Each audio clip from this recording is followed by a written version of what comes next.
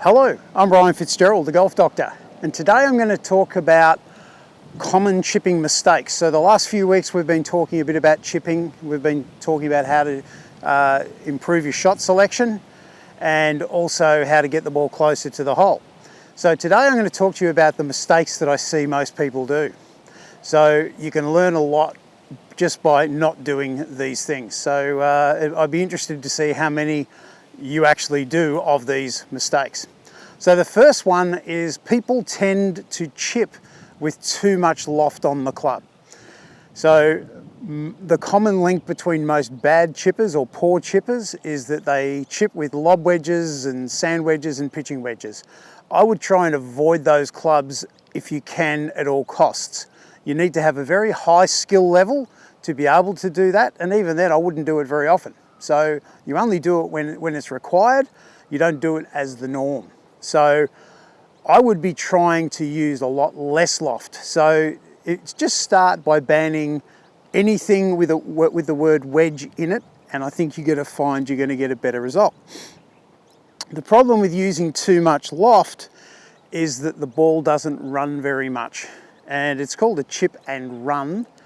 That's really what a chip shot is. It's not a pitch. We're not hitting it up in the air and stopping it near the hole. We're landing it on the edge of the green and we're going to let it run up to the flag. So lofted clubs don't make the ball run. We should be trying to let the loft of the club make the ball run, as I've discussed in previous videos. So the second mistake I see people making, and I've already alluded to it, is people try and get the ball in the air. And the problem with trying to get the ball in the air, you tend to want to hit up and lift up. And the more I'm hitting up and lifting up, the more my contact is going to be poor. I'm going to tend to hit about where the equator of the ball is. I'm hitting it on the upswing, and that's going to make me tend to top the ball or thin it. So if you've tried to play a chip shot and you've skinnied it all the way over the back of the green, there's a fair chance you're in this category. So we don't really want to think about getting the ball up. We only need to get it up in the air for a very short time to land on the green. And then once the ball lands on the green, it then runs up to the flag. So the feeling we want to have is we want to keep the club low to the ground post impact. We don't want to finish with our hands here and this left elbow bent. We really want to keep our arms fairly long and fairly straight. So as I'm doing that, if I keep my arms straight, my angle of attack is shallow, and what will tend to happen is my upper body will rotate a little bit to the left. That's not me thinking, gee, I have to rotate my body to the left. That's just me keeping my arms relatively straight and my body will rotate accordingly. So we want to not picture the ball going in the air very much at all. And if you can do that, it's certainly going to help you to make better contact when you chip. And the third common mistake people make is there's too much focus on the flag. And I discussed that in last week's video. If we tend to think too much about where the flag is, we're going to hit the ball too far in the air, and there's going to be too much momentum on the golf ball, and the ball is going to go too far and it might even go over the back. So I'm not saying don't consider the flag, you must consider the flag. But you consider the flag here, where we're trying to determine what club I need and what my length of swing is going to be, where my landing area is. So I'm going to put a little shaded area in there, a little red shaded area there that I'm going to be thinking of. And I reckon if I can get my ball to land in that shaded area, this 9-iron should do the job for me. So I've chosen my landing area.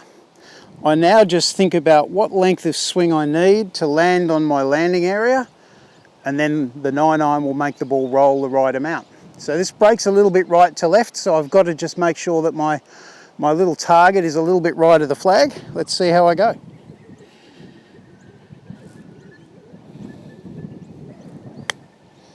Landed pretty much on my landing area.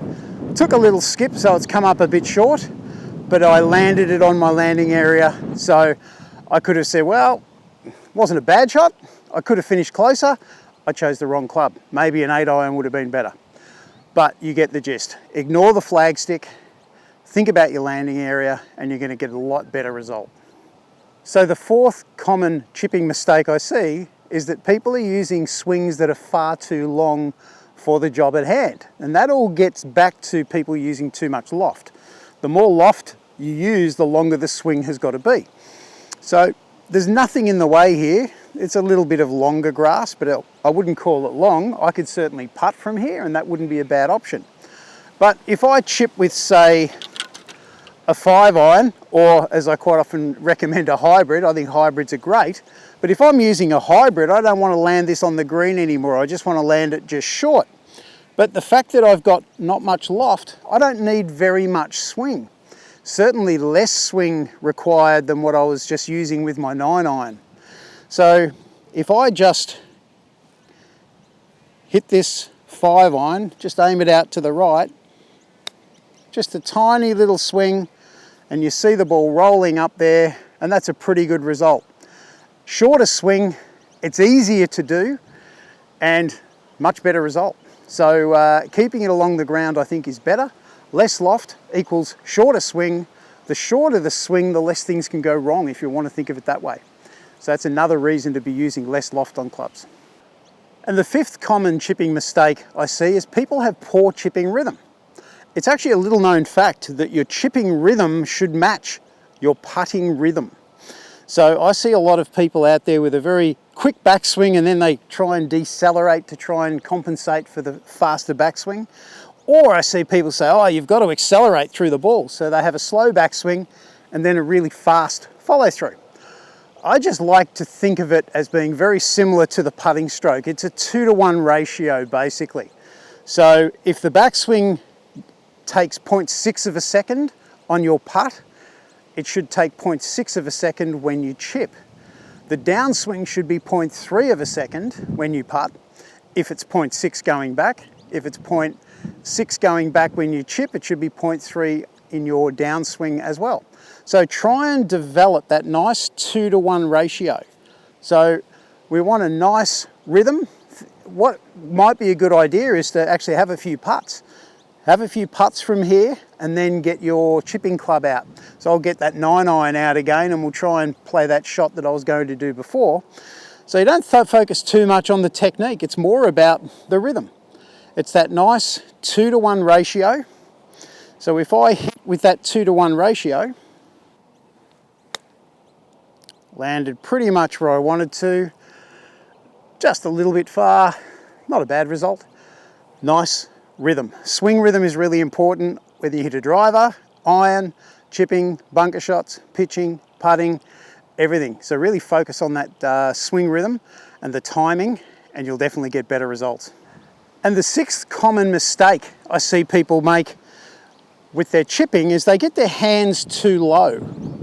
The more I lower my hands, the more I'm going to be wristy. It's an asset when you're playing any kind of high lofted pitch shot. You do want your hands lower because there is an element of wrist hinge, wrist cock using your hands in that shot. With this one, we want to keep our hands out of the shot or keep it to a minimum. So by me standing with the shaft a bit more vertical or having my hands higher, it's a lot harder for me to use my wrists. Not impossible, just more difficult. So I think it's a great idea to have those hands just a little bit higher, get the club resting just toward the bottom there on the toe. If we can do that, we're going to help keep the ball a bit lower, let it run, and we'll get a pretty good result out of it. So just slightly higher hands, resting on the toe.